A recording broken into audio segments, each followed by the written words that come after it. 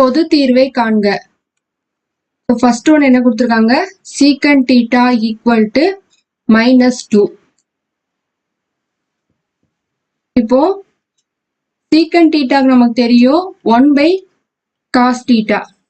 அதுதான் நம்ம இங்க சீக்கன் தீட்டாக்கு பேர் என்ன செய்யணும், 1/cos தீட்டா ஈக்குவல் டு -2. இதை வந்து காஸ் தீட்டாக்கு நம்ம மாற்றும் பொழுது நமக்கு -1/2 கிடைச்சிரும். இப்போ இந்த -1/2ங்கிறது நமக்கு 0 விட லெஸ் தென். ஸோ நமக்கு காஸ் தீட்டாக்கு என்ன பார்த்துருக்கோம், இடைவெளி 0, π. அதாவது முதல் மற்றும் இரண்டாம் கால் பகுதியில் அமையும். ஆனா இங்க நமக்கு என்ன வந்திருக்கு, நெகட்டிவ் சிம்பல் வந்திருக்கு.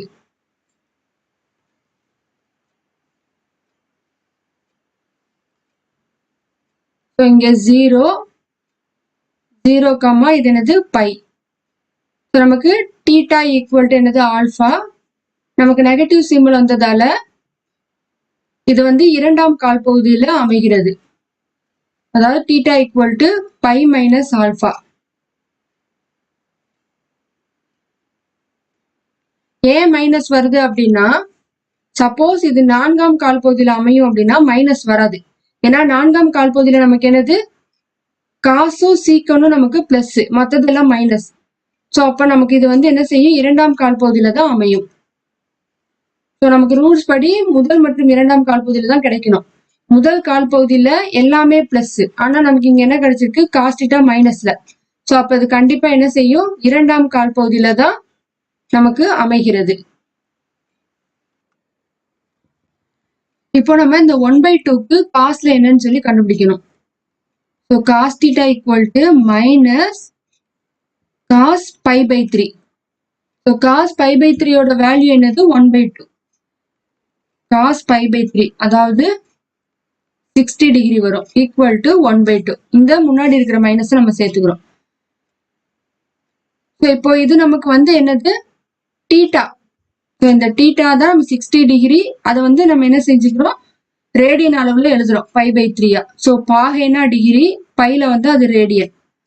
இப்போ இந்த இடத்துல நம்ம ஸோ இரண்டாம் கால் பகுதிங்கிறதால இந்த தீட்டா ஈக்குவல் டு என்னது, π மைனஸ் ஆல்பா. ஸோ நமக்கு பொது தீர்வு கண்டுபிடிக்கிறதால பொது தீர்வுல நமக்கு என்ன இருக்கும், தீட்டா வந்து நம்ம ஆல்பான்னு எடுப்போம். ஸோ இந்த π/3 நம்ம என்ன செஞ்சோம், தீட்டான்னு சொல்லி நம்ம பார்த்தோம். ஸோ தீட்டாங்கிறது 60 டிகிரி, அதுதான் நம்ம π/3ல எழுதுறோம். அப்போ இந்த தீட்டா வந்து நமக்கு என்னது, ஆல்பாவா மாறுது. ஸோ இப்போ இந்த π மைனஸ் ஆல்பால என்ன செய்யணும், இதை அப்ளை பண்ணணும். Equal to cos π minus π/3. So இதை எல்சிஎம் எடுத்தோம்னா 2π/3. So cos theta equal to cos 2π/3.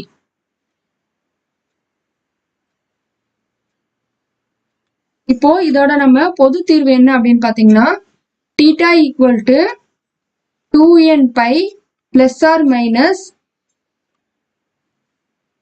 Alpha. So இதுதான் நமக்கு என்னது, பொது தீர்வு. இங்க ஆல்பாங்கிறது நமக்கு 0, π இடைவெளியில இருக்கும். ஸோ இங்க நமக்கு தீட்டா அப்படிங்கிறது இங்க தீட்டா, ஸோ தீட்டாலே தான் இருக்கு. அப்போ தீட்டா ஈக்குவல் டு நம்ம என்ன பார்த்துக்கோ, theta equal to alpha. So அப்போ இது வந்து தீட்டா, இது வந்து நமக்கு என்னது, ஆல்பா. ஸோ அப்போ 2nπ பிளஸ் ஆர் மைனஸ் 2π/3. இதுதான் நமக்கு என்னது, பொது தீர்வு.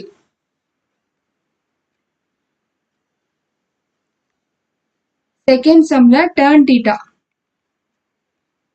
So tan theta equal to √3.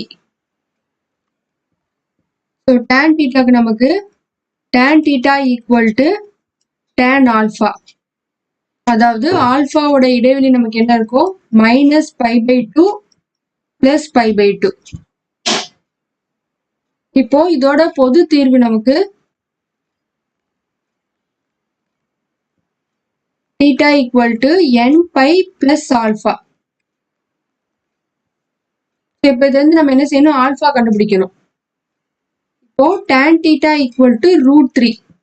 இந்த tan theta இருக்கு. ஸோ இந்த tan ஆல்ஃபாக்கு tan thetaல √3 வந்து எதோட மதிப்பு அப்படின்னு பார்த்தீங்கன்னா tan π/3 ஈக்குவல் டு √3. அதாவது tan 60 டிகிரி. ஸோ அப்போ tan theta equal to tan π/3. இப்போ இது நமக்கு தீட்டா, இது நமக்கு ஆல்ஃபா. ஸோ இதை வந்து இதில் நம்ம என்ன செய்யணும், அப்ளை பண்ணணும்.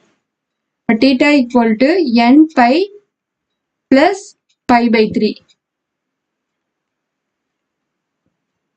ஸோ இதுதான் நமக்கு என்னது பொது தீர்வு.